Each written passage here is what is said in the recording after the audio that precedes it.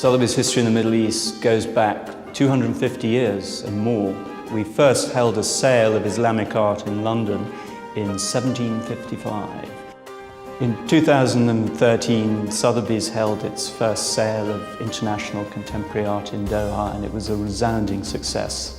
The sale achieved $15 million, which is a record for any sale of contemporary art in the Middle East. 900, 950. Last year's sale broke 9 records, including the most valuable work of art executed by an Arab living artist, which was called Icons of the Nile by Sotheby, which sold for a little over $1.3 million hammer. $1,300,000 sold. The room was packed. It was completely unexpected. We had about 29 countries bidding in the auction room in Qatar, and it was quite special. Sold. The art market is incredibly strong. It's going from strength to strength. It's currently $64 billion in global sales, and 11 billion of that is auction sales. Sotheby's total sales in the Middle Eastern collecting categories exceeds over £260 million for the past decade.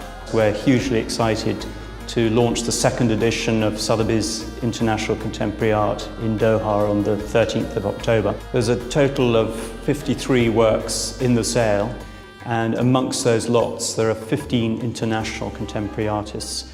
And we've got some of the blue chip names such as Anish Kapoor, Damien Hirst, Tracey Emin. We really calculated who are the artists that are going to be received and are going to challenge people worldwide, not just in the Middle East.